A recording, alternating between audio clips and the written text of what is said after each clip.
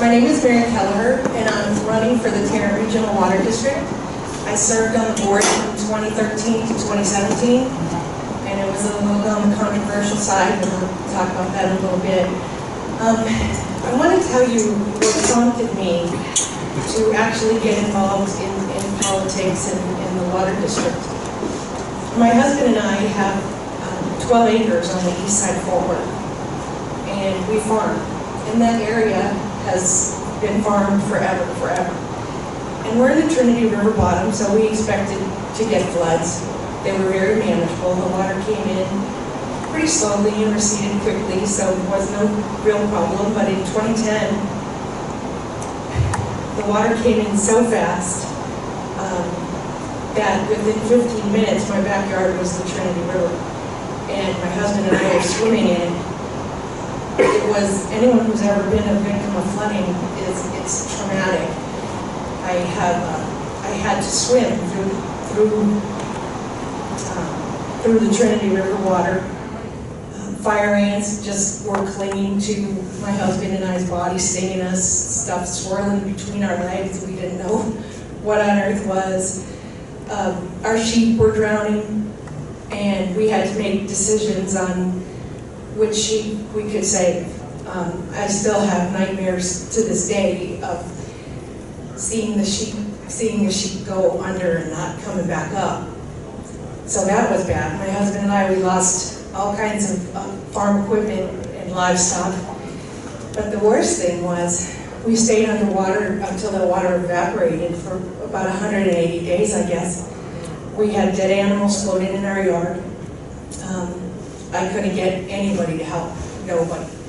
And come to find out, what had happened was the water district, who controls the discharge of the water around the lakes, had discharged water and affected the levels of the river and let the river get out of its banks. So it was then that I started contacting TRWD, and I was told that they had no standing in that, and it wasn't their fault. So I started fighting back. I knew nothing about politics, but I started going to Fort Worth City Council, where I had a whopping 3 minutes at the end of City Council to kind of express myself.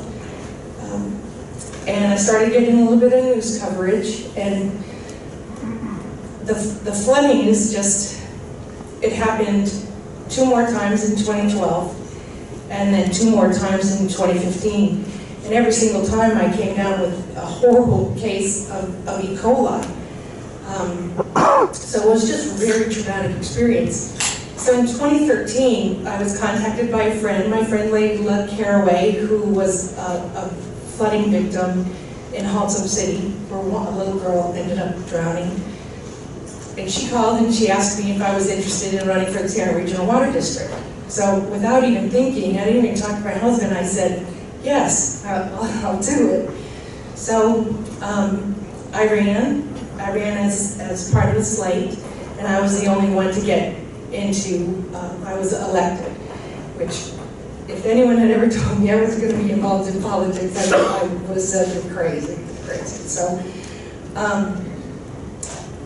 my experience on the board, my very first, well, actually I want to share with you what happened to me as I was driving to the water district that day. I was so nervous because I didn't know what to expect. I knew I wasn't wanted because I was kind of outspoken, and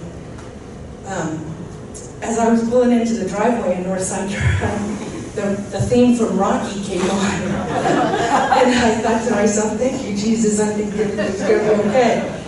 So I managed to get through my first meeting, and I made some record requests, and the general manager pulled me in after the meeting. His face was all red. He said, I need to set some ground rules for you. And I thought, oh, here we go. I think I said something to him about already having a daddy or something, but it wasn't very pleasant. I wasn't, as an elected official, I wasn't allowed to have records. I had to actually get an attorney to get records as an elected official. It was really an emotional roller coaster. Some of the other board members would laugh at me because I had never been on a board before, so I had to learn. I had to learn how to do all that. And, they changed the rules on me when I got there. It used to take just one director, one board member could put in an item on an agenda, future agenda, but they changed it to two, so because they knew I would never get a second. So that was awkward too. I noticed when I started going to meetings that some of the directors had a key, like a chub card, and they would actually come in the building and then go to another part of the building using that chub card. So I asked if I could have one too, and the general manager said, oh no. So I couldn't even get a key. So if the restroom was occupied, I had to be escorted through certain parts of that building just to use the restroom, which really made me wonder what's going on there that they're so secretive. They hired an attorney at the taxpayer's expense to keep me out of executive session, but I refused to get out of my seat, so they had to cancel executive session that day. I was censured. I was censured for speaking out at Fort Worth City Council about the watering restrictions for the citizens of Fort Worth, because the water district had sent a very horrible, idle threat to the city council wanting them to follow a certain method of watering. I did end up, from this group, I was given this badge of honor after being censured. It says duty, courage, honor, censure. So still thank you so much for that. I wear the crown. Despite being typically 4-1 on everything, I was able to get some things done. I kind of had to shame the other board members into it, but whatever it takes, we got some good things done. Meetings are now live streamed. They're held at 9 o'clock in the morning when most people are working, so you can't see what's going on. And now they're live streamed, so people can watch from work or later on in the day. After the E. coli situation, I realized, I thought about all those people that were tubing in Trinity, and I asked about the water testing, and I was told that the water was tested monthly. So I asked that water be tested in the recreational areas at least once a week, and now they're tested once a week, and it's posted online, so people can make an educated decision on whether or not they want to get in the river. When I served on the board, it was a time where we had a lot of earthquakes, and I was worried about the dams, because you could only imagine what would happen if an earthquake compromised one of the dams. So I asked for more seismology equipment, and we got that, so that was good. One of my favorite ones was, I noticed there were a lot of people at the water district that had the same last name, and contracts were being reviewed. Again, I saw a lot of the same names, so I asked for the ethics policy, and I was told by the general manager that there wasn't one, that there was only one for the board. Well, somebody mailed it to me anonymously, so I was able to get a copy of the ethics policy, which was pretty strong until you came to the end. There was one sentence at the end that said, exceptions can be made by the general manager and assistant general manager at any time. So I thought, why bother having an ethics policy if the general manager or assistant can make changes? And they do have a lot of family members that work there and still do. For example, Jim Oliver is the general manager. His son is Matt Oliver, and he's the spokesperson for the Trinity River Vision Project, the Panther Island project. He also has another nephew that works there, and his sister-in-law worked there too, but she left after I got on the board because I started asking questions. An exciting thing that I got done, I kind of turned into a water nerd over the years. So I'm very excited about one thing that I was able to get done. It was that one of the engineers at the TRWD's dream to have what's called aquifer storage recovery. And I don't know how familiar y'all are with it, but basically all these aquifers that we have, everybody has straws in them, sucking the water out, but nobody puts water back in. So that's a big, big problem. So what aquifer storage is basically a well, and it holds water, millions, billions of gallons of water underground that doesn't evaporate and can be pulled out for use immediately. I don't know how much y'all know about the water district, but most of our water is treated here locally and then sent down the river, down to East Texas, where it's stored in 2 reservoirs, and then they pump that water back up to us when we need it. So a lot of our water costs, the biggest expense is electricity, pump it uphill. So my thought was, why don't we store it locally instead of sending it downstream? For example, Village Creek Water Treatment, they treat 1.5 million gallons a day and send it down the river. And that could be easily stored here for any emergencies we have.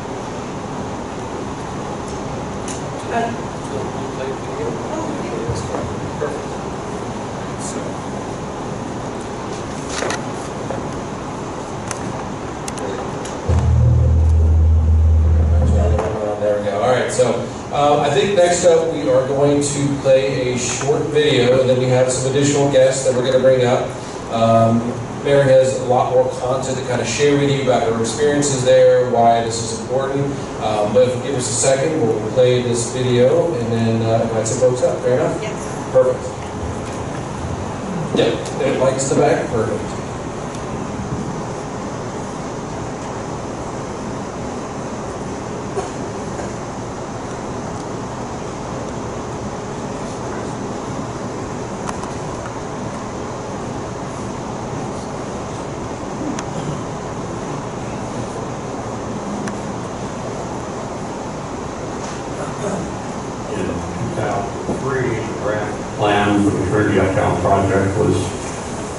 Put together, and in 2004 it was presented to the council. The question comes up is, who's going to pay for it? Is it going to be the taxpayers, or is it going to be the developers who benefit from it? And that kind of gets to the heart of the question, not only who's going to pay for it, but how.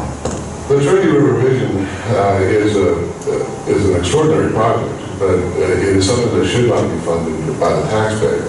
The economic development such as this should be done in the private sector.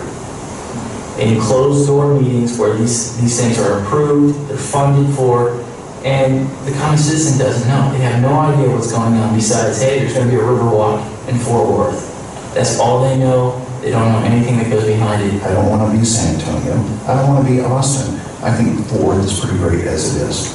And moving northbound over the river, that will draw away from the downtown area. We have a great downtown, and it doesn't make a whole lot of sense to try and dilute the benefits that have already come from the strong downtown development. Today we use the word earmarks, and that's kind of a dirty word. That's how it was put into that project. It was tacked onto the bill. It didn't get vetted through committees. And so what you had is a congressman, as a point of personal privilege, stuck this thing into a bill that wasn't necessarily debated by Congress. But the initial bill only permitted a project not to exceed $220 million, with the federal component not more than $110 million. That has not changed. And so even though the money hasn't been, even the $110 million hasn't been appropriated, we're now looking at a project that's approaching $1 billion, probably will grow to more than that over time.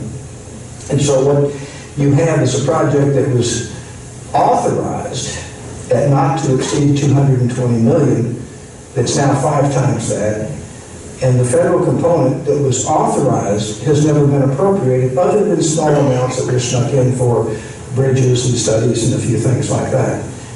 In this Trinity River Vision project, the developers want the citizens to pay for the cost of development, so all they have to do is put their buildings up and make some money. I think one of the problems is that you can't take put $8 billion into a river so that the developers can benefit from that. To me, it is like parents, irresponsible parents, that will buy ice cream and cake for their children when they can't afford meat, potatoes, and vegetables. It's a matter of priorities, but the difference is a swimming pool or improve the streets doesn't have a plaque with somebody's name on it. The river's going to have somebody's name attached to it. This council was responsible for that. The citizens who care had a very enlightened alternative to this project. Would have cost about $47 million when it was first conceived. No doubt that would be more now as well. But something of that, a poorly managed, underfunded project.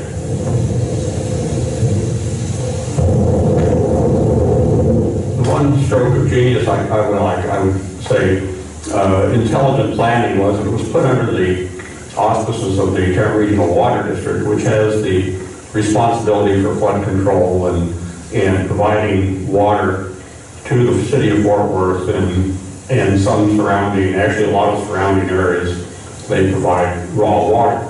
A lot of that water is provided or resold through Fort Worth, the surrounding cities. But the actual taxing area of the Tarrant Regional Water District is fairly small and limited to Tarrant County, although their services extend over about 13 to 16. Aging river that went down the street. And a lot of water hit a lot of houses. There were 60 houses, according to the newspaper, that had flooded. There was a condominium group. I live about 600 yards from that condominium group. They're on the other side of the creek. And it wiped them out. That probably will not be rebuilt. I don't know what they're going to do. But most of the houses are one story. And the ones that are closest to the creek, yes, those people I am very concerned about.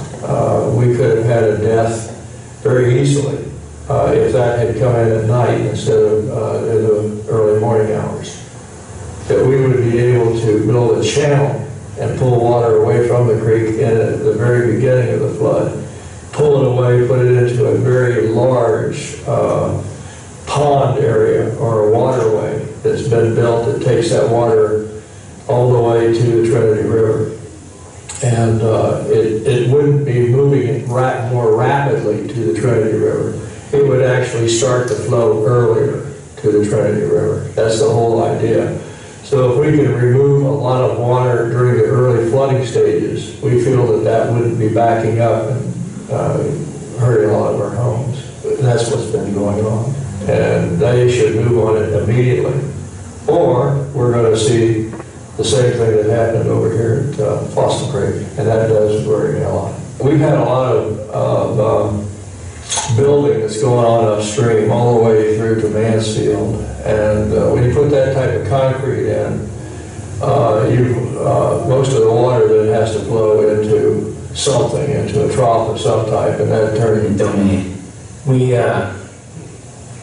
If you're looking at historically at the use of eminent domain, it's been used to build highways, schools, hospitals, things that the public can use in general. It's a multi-purpose facilities, courthouses that everyone has the ability to use. With the Trinity River Vision, we're seeing private property development coming in. We're going to see high-rise towers. We're going to see things that benefit special interests, and it's not going to be freely usable to all individuals. And this is being built on the back of the local individual and the local taxpayers, and I don't believe that is right. As a property owner in the area that's been designated for acquisition for the Trinity Uptown portion of Trinity River Vision, you have no idea how insidious that is and how horrible it is. These courthouses that everyone has the ability to use. With the Trinity River Vision, we're seeing private property development coming in.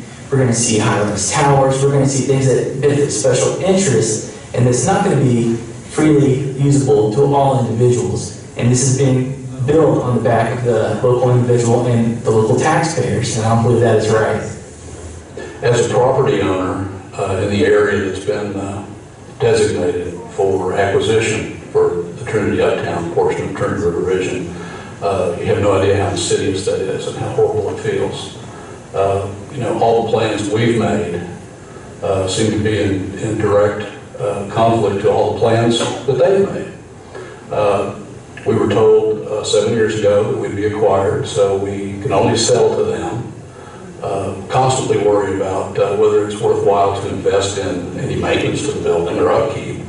A lot of property owners got together when this first happened, and we started a property owners group, and through the evolution of that group, we formed Citizens Who Care, where we actually read the EIS, studied the project, and offered what we thought was a very positive to invest in any maintenance to the building or upkeep.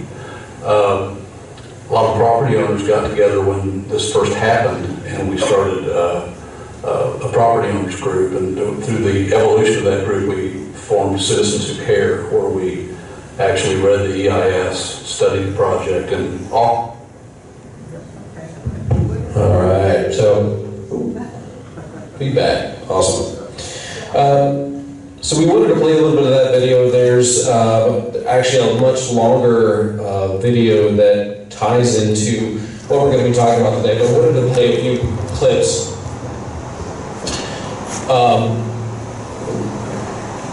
Excuse my light. No.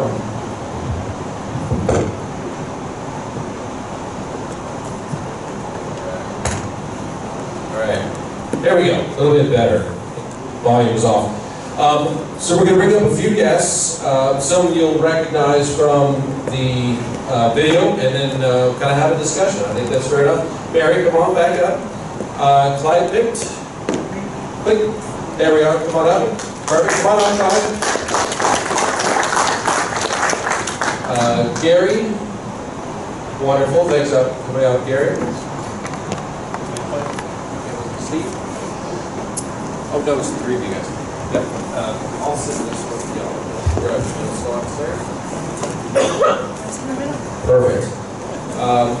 We saw you in the video. You're famous. Can you give us a little bit of background about who you are, why this was important to you, why you were featured on the video? Yeah, thank you. Thank you all for being here. This is a very important project because it is draining the taxpayer money from the things that we really ought to be spending money on.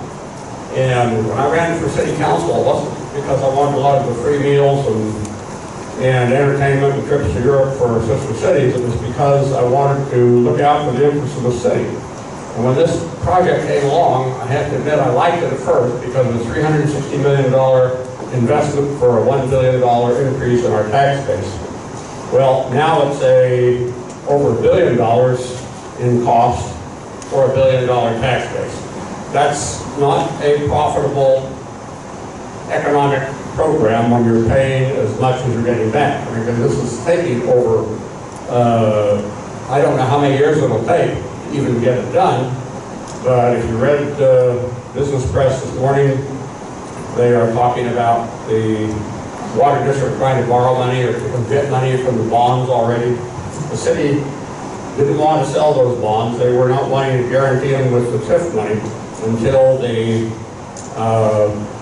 review of the management and the process of going through this pre-revision deal was completed. There was supposed to be a study on it, and right now the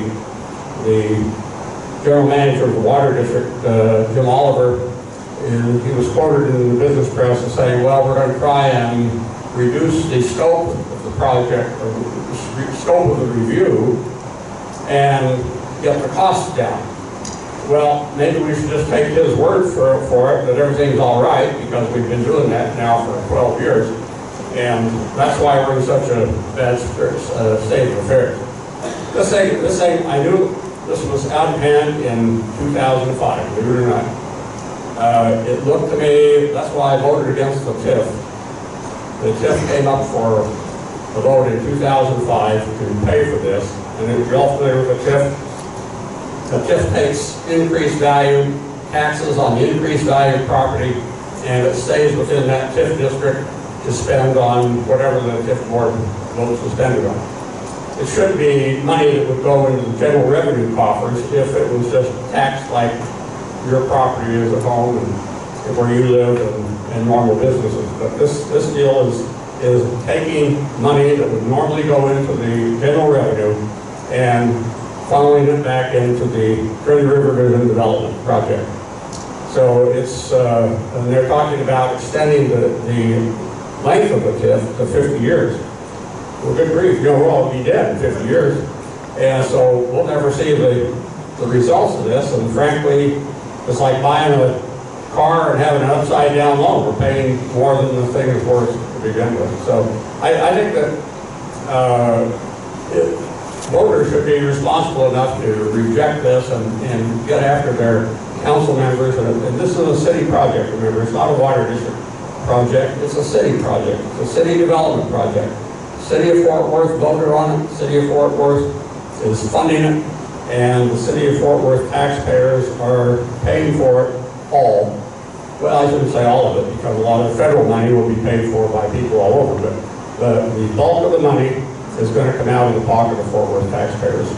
And we need new management at the water district to get good management in the Trinity River Vision Authority, because you wouldn't hire a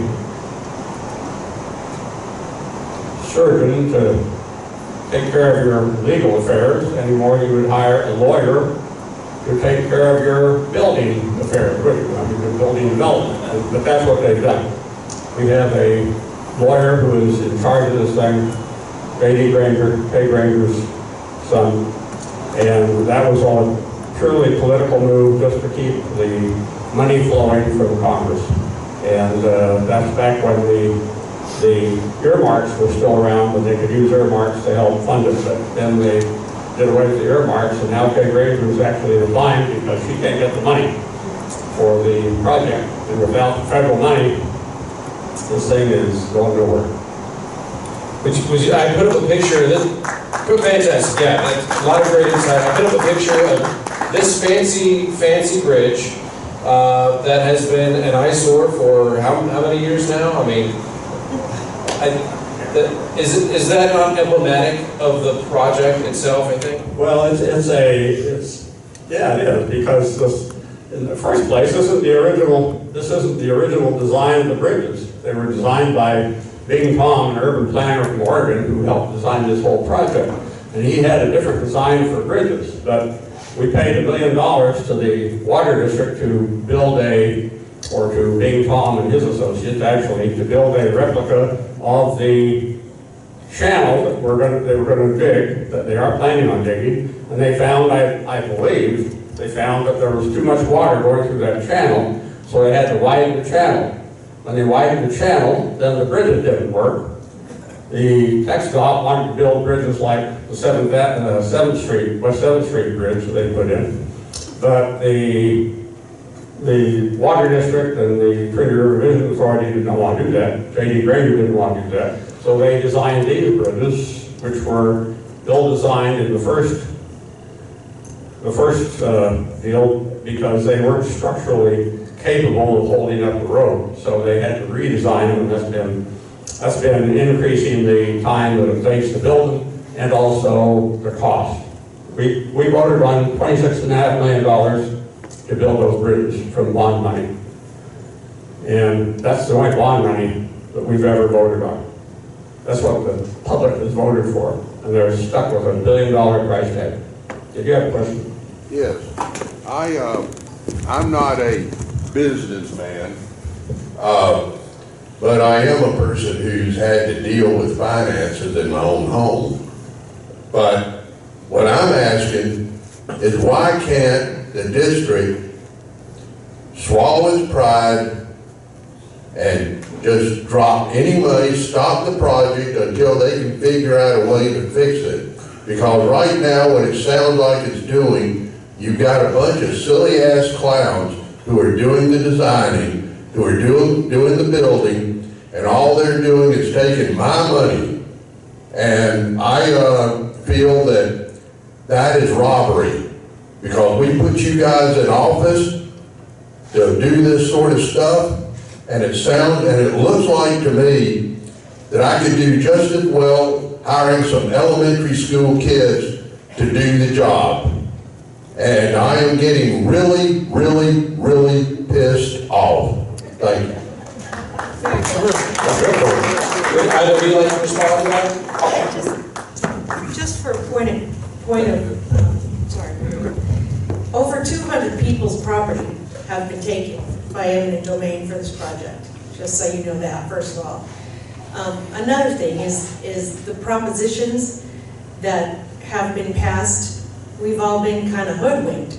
This most recent one was for $250 million, but what did it say it was for? It said flood control and drainage improvements. Well, if you read the fine print, it was for Panther Island. So most people in Fort Worth, we have so many areas that are flooding now due to overdevelopment and lack of infrastructure. You know, of course people were going to vote for that because they thought they were getting true flood control, but they didn't. Just so, also so you know, in 2004, Fort Worth passed another proposition for $232 million, and that was for supposed sewer improvements, but it was actually for Panther Island design. And then again in 2008, there was another $150 million that people voted for because it said it was for street improvements. So I wanted you to know that. I would just follow up on what Clyde said about the programmatic review. That was initiated by Mayor Betsy Price, asking questions about the project. And she went to Washington, didn't receive any real assurances that the $500 million from the Corps was coming. I have talked with a congressman who's a friend of mine, and he says we have to divide the construction, office building, residential development from the flood control, and we can't keep them mixed together. We have to divide them up. And you heard John Cornyn when he was here, he basically said the same thing. We're now competing with the Ike Dike in Galveston Bay. We're competing with the post-Harvey work that needs to be done, work in Puerto Rico, all really legitimate flood control projects, legitimate Corps of Engineer projects. This thing gets mixed up with the office building development, and they look at it and they say, what's going on here? What's Fort Worth trying to do to us here?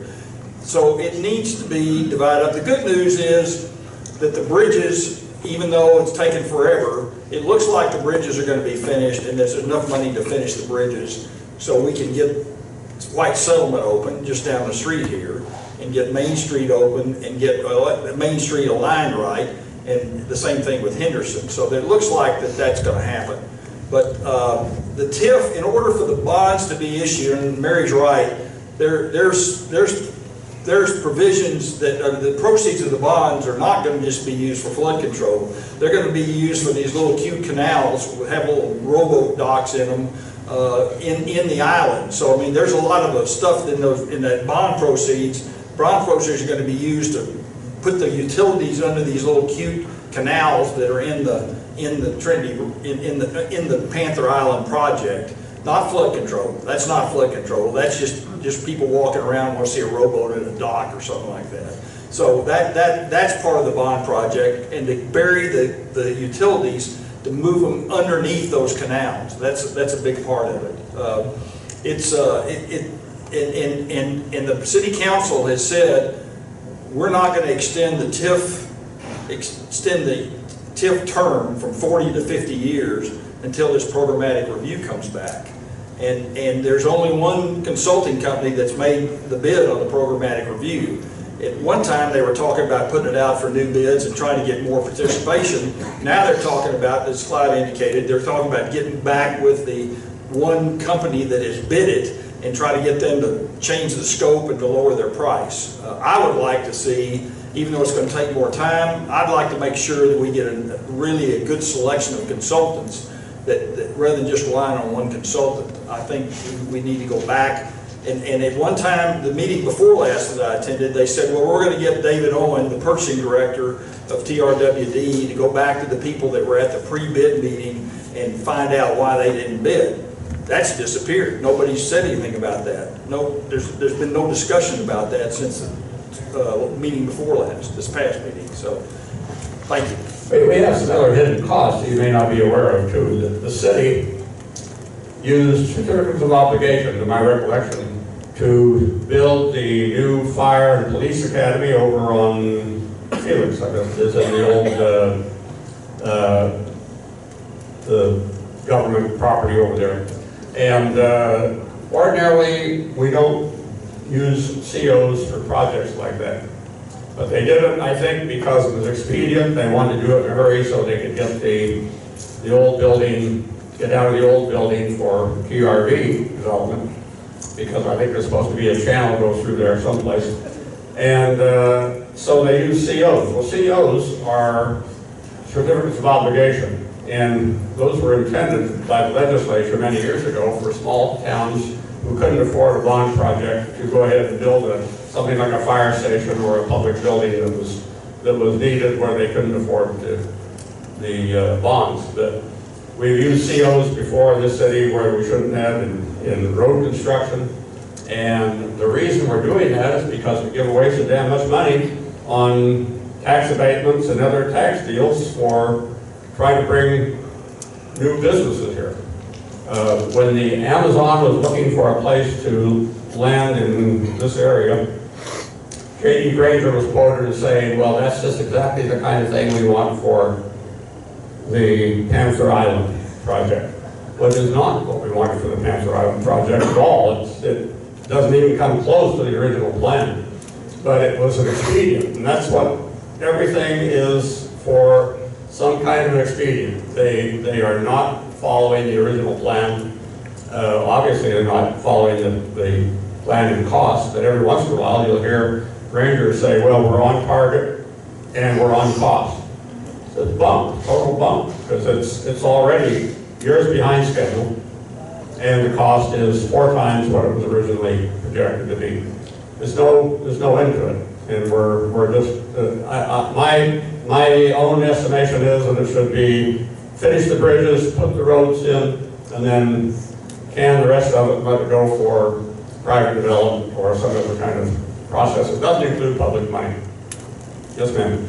It was my understanding that when and I think you mentioned it, one of you did in the video, that the bridge, if they had gone with the TxDOT plan, which is like the 7th Street Bridge, then that would have been a lot less expensive and it would have probably been done. But it was the, what's his name, JD, that said he wanted the other style or plan. Who in the Samuel made him in charge of everything? Wasn't there a committee or a board or somebody? Yeah, I had lunch with a former TxDOT board member last week, and he told me that he had a conversation about the bridges, that they could have been built in the same plant, in the same location where the 7th Street Bridge was, and we'd have 3 consistently designed, or 4 consistently designed bridges. I drive that 7th Street Bridge all the time, and it was not down for very long. I mean, they had that thing up, they made it off-site, and they put it in, but for some reason, that's supposed to be better. But I don't really, I know y'all say it's Kay's thing, but how in the heck does she have to say so over this? Who is his boss? Jim Oliver is JD's direct boss, the executive director of the water district. JD is on the water board payroll. Right, yeah, all the TRVA, the Trinity River Vision Authority people are on the TRWD payroll. They're employees of the water district, although they talk about the TRVA, and they have TRVA meetings, but the TRVA, Trinity River Vision Authority, is intended to be an organization where the county, the city, and the water district can come together and have monthly meetings to try to coordinate things. Sounds like a great shell game. Yeah, that's a good term. No problem. So, can you maybe talk to, you mentioned counties and who is going to be responsible for that. Can you maybe speak to what counties are affected by the water district and who can actually vote? Only Tarrant County. Only part of Tarrant County. Only part of Tarrant. Just the people that are taxed by the water district can vote. And the theory is that it's those people that are benefited from flood control the counties that deal with the water district and cities that deal with the water district in a 7-county area, buying raw water from the water district, those people don't vote. That's a contractual transaction with. Yeah, so they're effective, but they can't necessarily vote. Yeah. That's going to have mental contamination. That's a good question. We'll come back to that one. This message is for, I'm sorry, sir, Clyde, I keep forgetting how to properly pronounce your name. I keep wanting to say Pike, but how do I pronounce it properly? I'm sorry? How do I pronounce your last name properly? Peace. Peach, okay, I keep wanting to say Pike for some reason, I'm sorry. But you mentioned that, I want to come back to a question you said about the city having authority over this. So are you saying this day, the Fort Worth City Council still has authority over TRWD, and if they want to, they can get a hold of this problem? No, they don't have authority over TRWD. TRWD is a separate entity. But what I was saying was that this project is a Fort Worth development project. This is all in Fort Worth. It's not a flood control. It's an economic development project.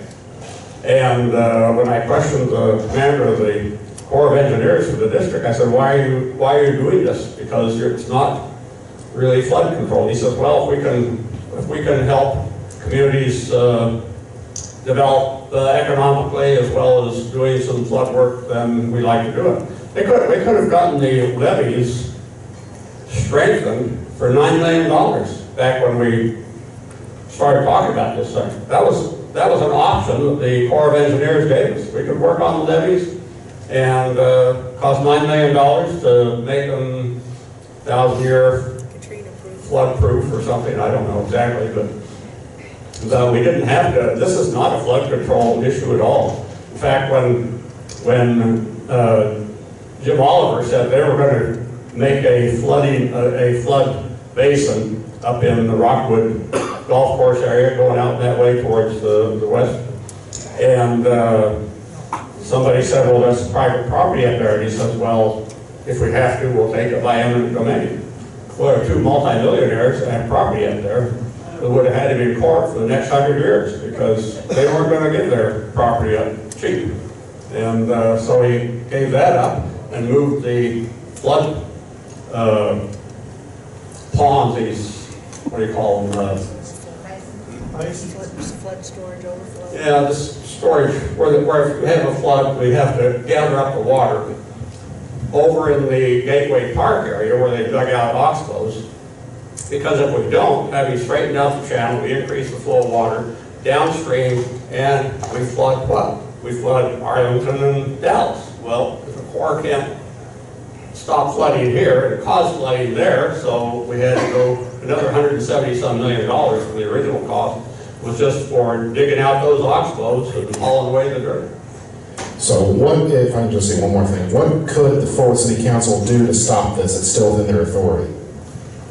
Well, the City Council approved it, the $360 million project, and then they failed to maintain any supervision or surveillance of what's going on.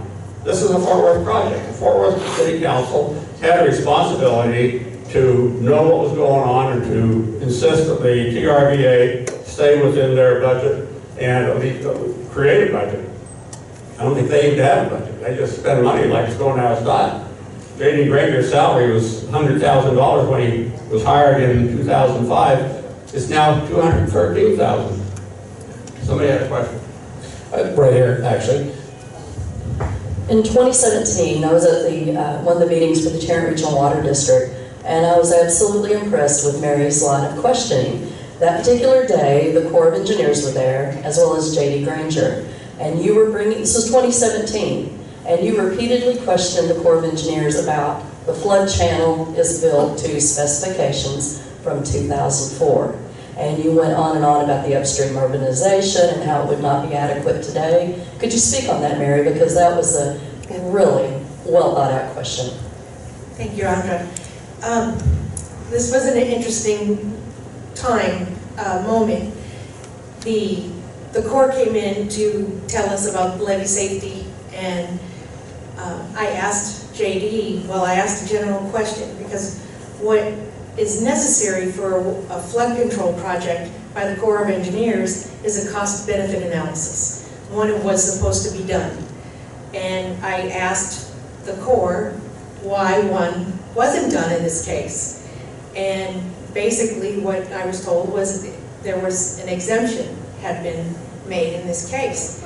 And the exemption was made by Congress. So, and we all know who in Congress, right?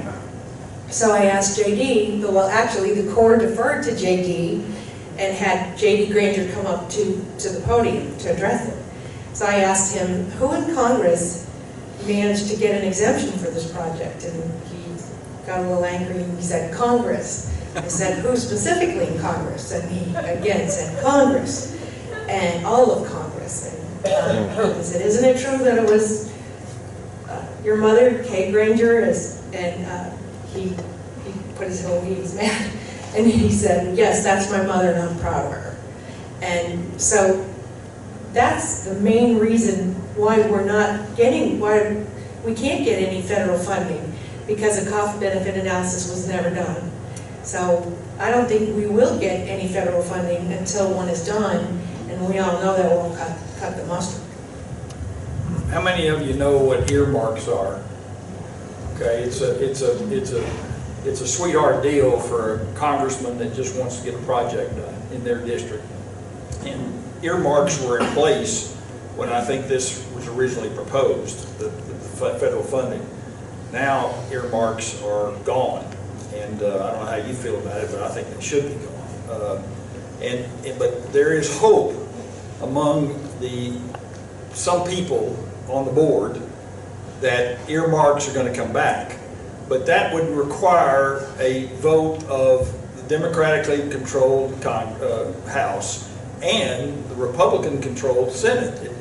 The House can't just decide that earmarks are coming back on its own. So there is this outside hope that earmarks are coming back and this thing will just sail right on through because it's an earmark.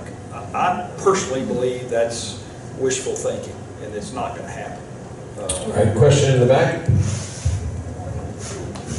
Would any of you guys like to speculate on what the audit is going to show? And I'm not talking about how much money is being spent, I'm talking about what it's being spent on, if indeed it's an audit at all. It's not an audit, it's a programmatic, it's called a comprehensive programmatic review, not to be confused with a financial audit. And let me tell you, when you attend these board meetings and the auditor, independent auditors, Deloitte gets up and talks about how everything looks okay, all of the status quo people want to say, well, we're fine, our auditors say everything's good. That's not what this is about. This is actually, hopefully, we'll look at the entire organization, the entire structure. It won't be so much financially oriented as it will be organizationally oriented, I think. And look at the program and see. They've got all kinds of audited financials, and you know, I don't think anybody's in anybody's pocket at this point. I don't know. I mean, you know, but I'm not accusing anybody of stealing any money because you know. But the audits are clean. They are clean, although if you look at the analysis on the TIF that was just recently given, they say if this federal money doesn't come in, we've got some problems. And I sent an email out to a lot of people that talked about the contingencies on the TIF and the problems they're going to have if the federal money doesn't come in. Sorry to dominate things here. Question right here. Okay, my husband and I went to a meeting at the water board recently, the last couple of months, and they were doing a report on the, used to be TRWD, Trinity Uptown, and now it's Panther Island. I don't know why they keep changing the name, because it's the same project, but my husband counted how many times in that report they said flood control. It is not a flood control project. But they said it 75 times in that report, and not one day.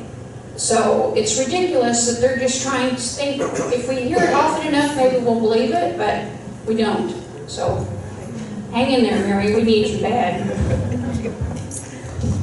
All right, perfect. We have a question over here. Let me just briefly address that, Mrs. Hobbs, because there was when the TIF was TIF number 9, I guess this is the Trinity River TIF, in the explanation of that TIF, written by the Water District when it was being drafted up, they said that this was an economic, to support economic development and a flood control component caused by the economic development. Now, that's right out of their website. Yeah, and I want to respond to your thoughts about what can the city do. The city can slow this project down by refusing to extend the TIF term from 40 to 50 years. And they're going to be called upon to do that after the program review comes back. Do you agree with that? Well, yeah, they can stop it. They can slow down the TIF. Now, what's being talked about now by the Water District, the CFO mentioned, who is married to the bond counsel, but so the CFO mentioned that they could issue commercial paper, which is certificates of obligation, like it's short-term debt, but that's what the problem is. They're using short-term debt to deal with long-term projects, you know, and it would be inappropriate for them to issue commercial paper because they can't get the bond proceeds, but they're talking about doing it now. Clyde? Clyde, the question I've got is about the TIF, and I think you just hit on it. The TIF is the key to really throw the monkey wrench into it that absolutely makes the wheels come off of that deal. The other night in the meeting of the Southwest Republican Club, the Fort Worth Council of Guns was there, and I asked him, I said, who are the members of the TIF? Who are your people on the TIF? And how long have they been on it? Especially the executive of the TIF. He says, it's the same ones that started out, they've been there the whole time, and they've never been changed out. To me, that's problem number one, because they've been there, what, 11 years, 12 years, something of that nature. And being a former councilman in the city of Benbrook and being the chief of the TIF district that we have there and understanding the mechanics of it and to it, is you have a lot of authority of how that money is going to be done. You do not have to spend it. It is not a requirement to be spent. So everything in that TIF can stay there, let the TIF die, send it back to the taxpayers for what it was originally intended for anyway, because you've got other things that are involved with it too that are giving up money, like I believe the JPS is involved in it. I don't think the school system is, but and the county's involved with it. So your county is being for the tax money also that's putting into this thing. The county commissioners have to vote on this TIF extension as well. Yes. So there's some moving parts in there that there is a lot of leverage that if somebody really wants to move it, they can put a grinding halt to the entire thing. But it requires some backbone of somebody in the city council, the mayor, standing up and advising the TIF or holding the TIF accountable. And if the TIF board's not going to do it right, replace them. They're notorious for replacing boards like they did for the Fort Worth Transportation Authority. I mean, so it's not a new thing to them. Yeah, the TIF could be dissolved by city council. They created it. It is a city entity. Back in 2005, when this thing had gone from 360 million to 435 million, there was a very good spread in the Star Telegram about who was paid what. And then they were estimating that the TIF would pay $64 million. Well, the TIF was already on the hook for $350 million, roughly. They are guaranteeing $320 million back to be paid back to the Water District. If the Water District uses their funds for part of the development, then the TIF will pay the Water District back. So there's been a lot of shuffling of money around, and it's almost like a shell game. You don't know which shell the money's under. So does the water authority, the Tarrant Regional Water Authority, have an agreement with the TIF to do stuff? Is that what it is? They have a I'm trying to figure out the name for it. I don't know how. I'm not sure. I can't say for sure what the structure is with the TIF and the Water District. I don't know. I was going to say, if anybody wants to leave me your card, I have a copy of the TIF analysis report that I mentioned to you that just was recently presented. to both the TRVA board and the TRWD board, and I'll be happy to email a copy of it to you. So. Question in the front. Another elephant in the room. What about the heavy metal contamination problem in the substrate there? Would you repeat that? The heavy metal contamination problem. Oh. There's going to be some costs involved there, and nobody knows what that is. Well, it was originally estimated it would take $20 million to remediate all the contaminated areas that the water district or the Trinity River Division would be dealing with. At one time, they said that they would not be doing any of the canal work at all, but that would be left up to developers, which means it wouldn't get done because no developer in his right mind is going to go digging channels through the area where American Cyanamid was, or over by Texas Electric either. But the $20 million was about good enough for maybe one property when they started digging up dirt and what have you. And then I think in the 2005 estimate, it was up to around 40 million. I don't know what they spent on abating the contamination by now. It's an awful lot. Maybe they'll get an exception. It's like most of this stuff. Nobody knew what they were doing. So I remember this from the last election, and I'm not sure, do they still have their own helicopter that they use and a deer lease and all these some things? If you guys get elected, do you think you have a ride this time around? I pledge never to ride in a helicopter. There we go. All right, fantastic.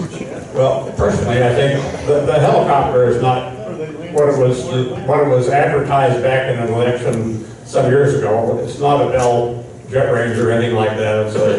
It's one of those little $200,000 helicopters, but $400,000 maybe.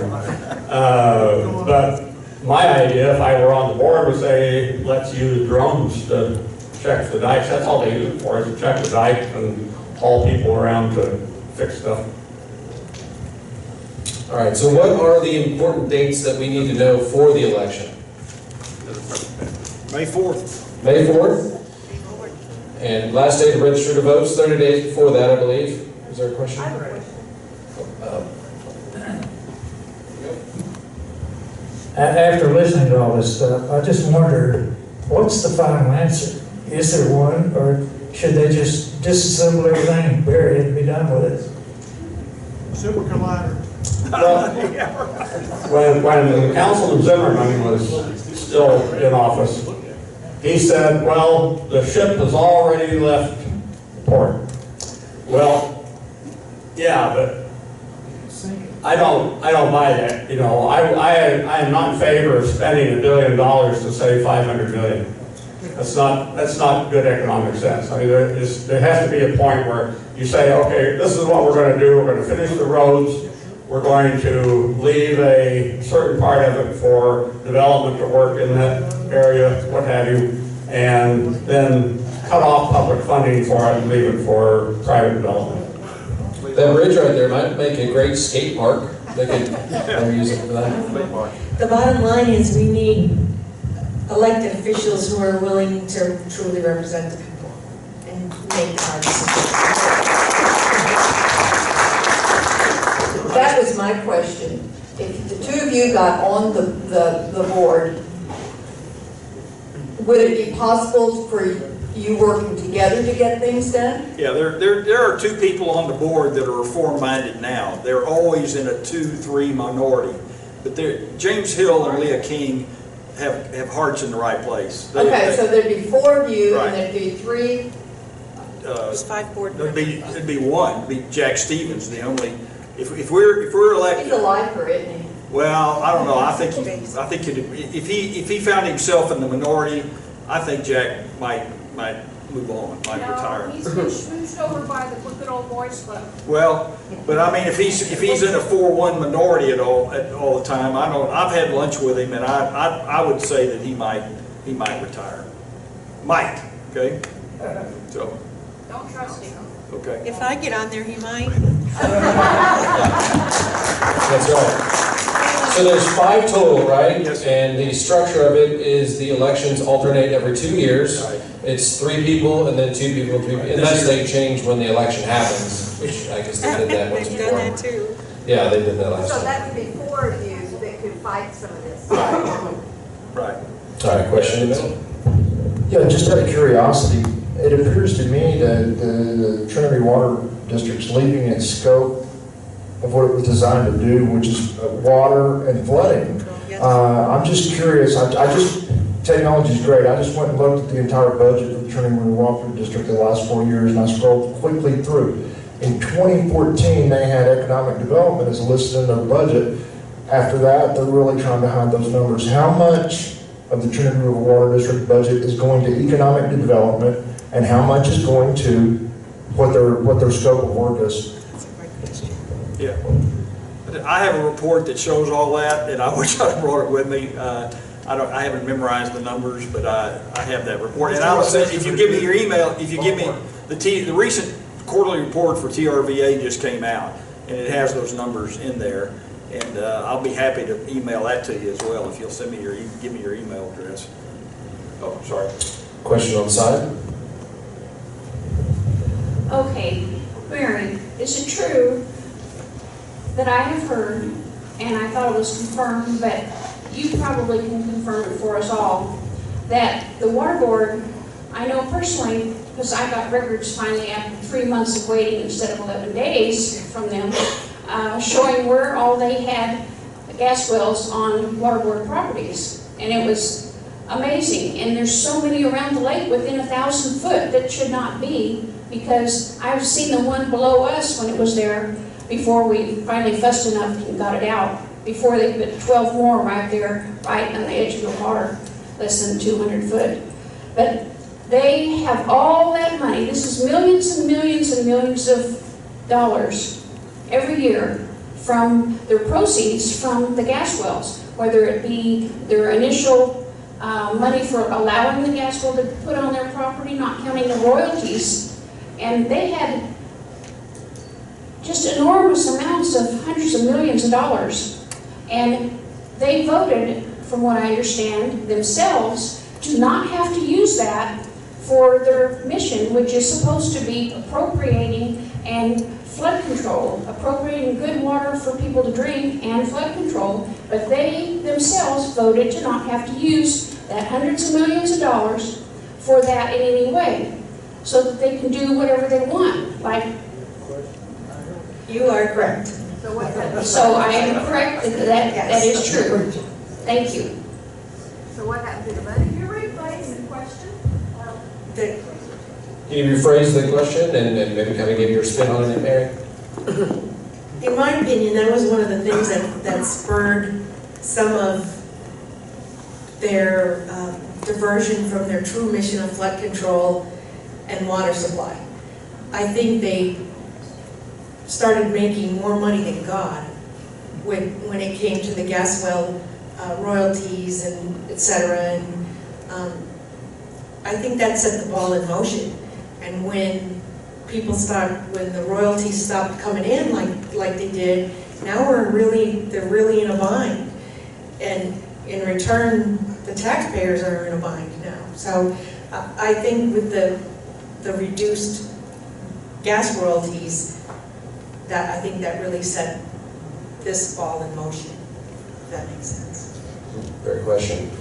Well, I think anybody looking in from the outside and thinking that started with a $9 million levy project and now has blown up to $1.2 billion potentially, I think anybody will say that it is a mess and it needs people to come in and take care of it. So maybe if you want to comment, is there hope? Do we have hope that we can pull this off? Yeah, you guys in? We can do it.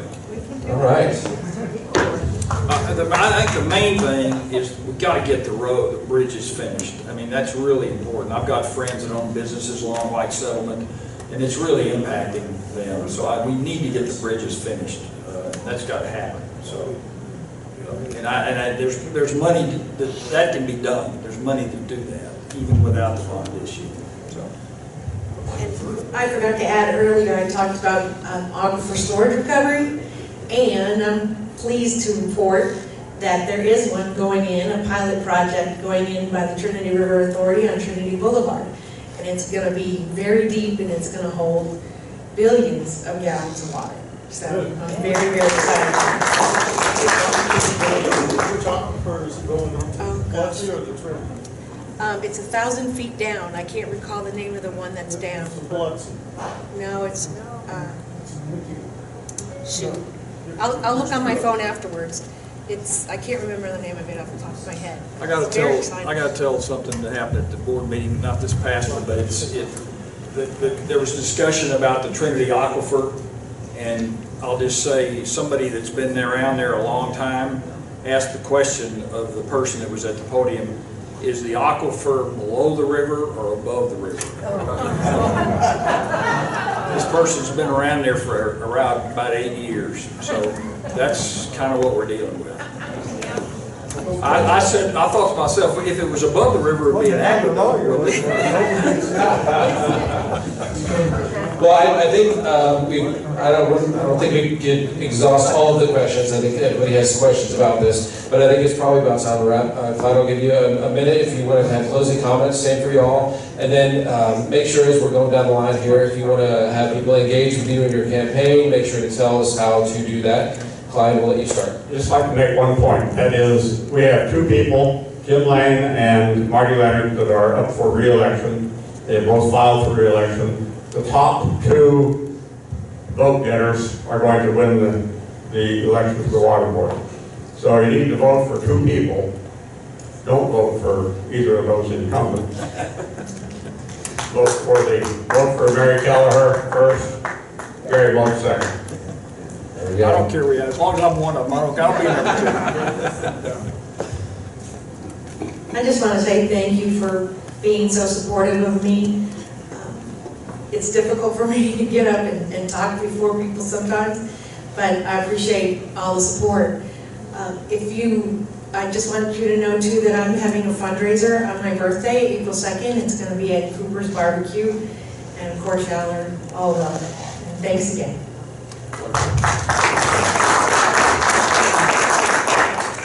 This is my birthday. I'm 72 years old today, so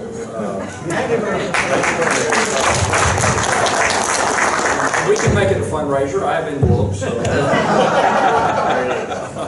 I appreciate your attention, and it's a very important election, and it's got my interest because of what I do for a living.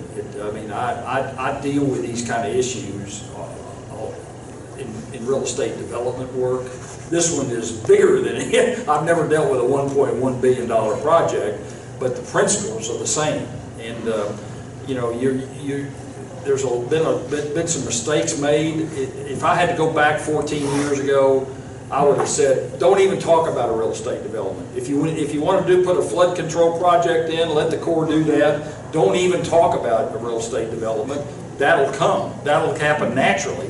And you don't need to put a ground floor display in the Star Telegram building on the corner of 7th and Throckmorton. You don't. I remember that. You don't have to do that. You would not have to do that. Or if you did, wait till the water's in the ditch before you did it.